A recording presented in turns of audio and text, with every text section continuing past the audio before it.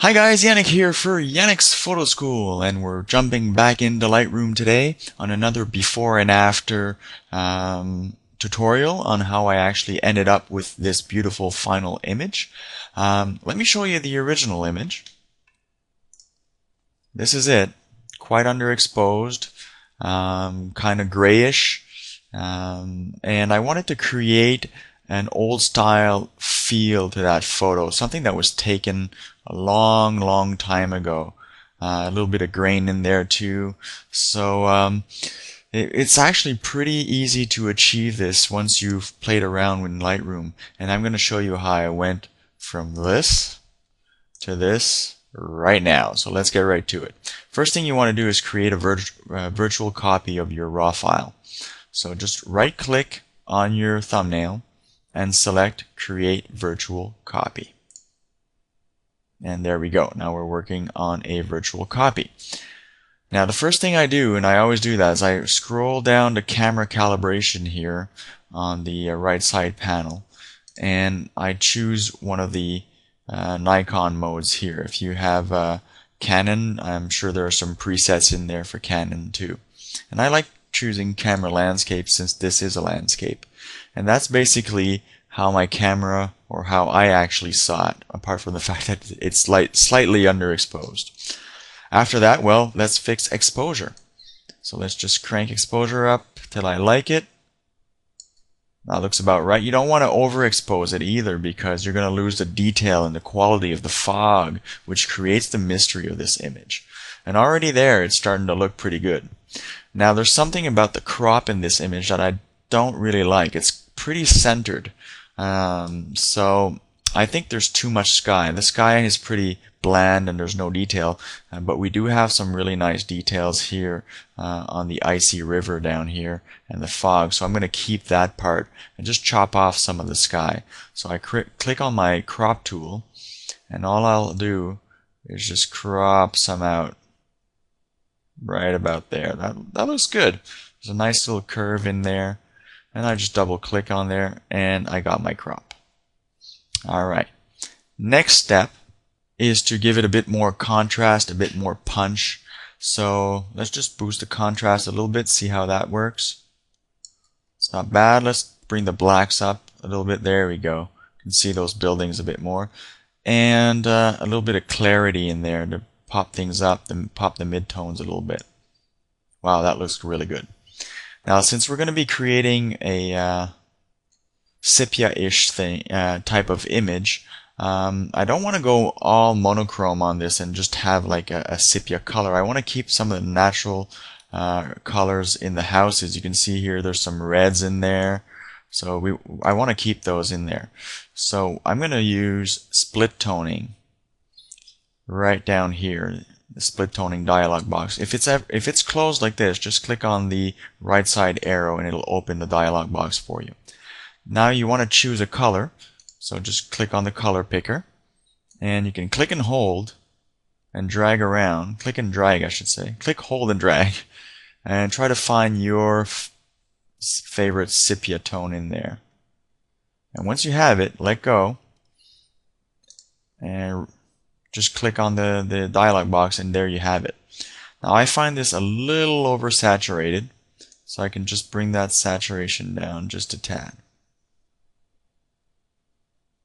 Like so. Good. I'm happy with that. Now, if you actually wanted this pure sepia, what you would do is to, in your main panel, in your basic panel, just go down to saturation and just bring it all the way back. And there you can see, if I zoom in, we just have the one color that we chose in our split toning.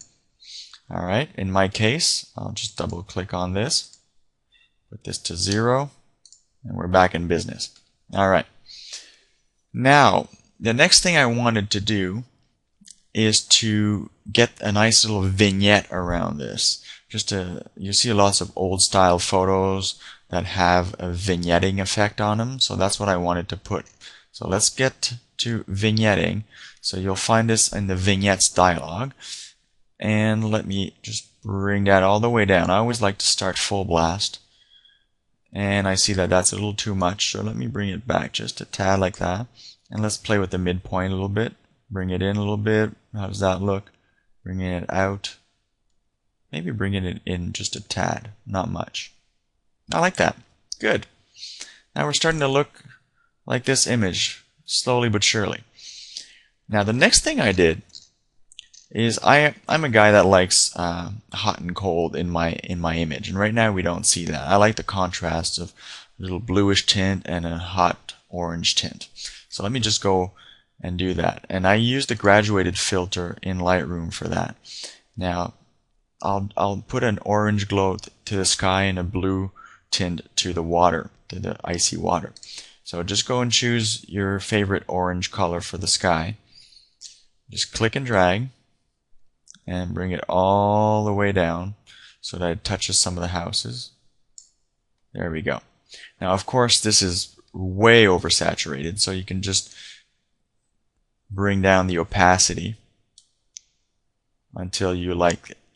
And I like it at around around 40. So that's good. Now I'm going to, oops, I closed it. I'm going to select another color in the bluish tints now and do the same thing but from below. Make sure that it comes all the way up to the houses. Here you want a nice blend. And again, it's super saturated, so let me bring that down. We want that old style feeling here. And in this case, even 30 is good for this image. And now I can close the dialog box. Alright. Now if we look at the image there and our image, it's almost perfect. Now what's left is something that's not doable in Lightroom, unfortunately. It's to add some grain to the image. I think it really makes this image. So we'll go into Photoshop for that. I'm cheating. I know I said this was a Lightroom before and after, but it's a good image as is, but just to give it that extra edge to it, I'm going to go into Photoshop. So once the image is opened in Photoshop, all you need to do is go into Filter. There's a one called Noise, Add Noise. I like choosing Gaussian because it's a little bit all over the place. And if monochromatic isn't tick it. If not, you get all sorts of color in your noise, and we want it all basically without any color in it. And the amount, again, that's very subjective. It's up to you. Between 5 and 20% usually does it. I like it at 10. You can look at before and after. Just gives it that nice old feeling to it. All you need to do after that, Control S to save. We can close that image in Photoshop. Go back into Lightroom. And here's our final image. Alright, before and after. So we went back in time. This looks like it was taken a long time ago, and that's the desired effect I wanted. I hope you enjoyed this tutorial, and we'll talk to you soon. Bye bye.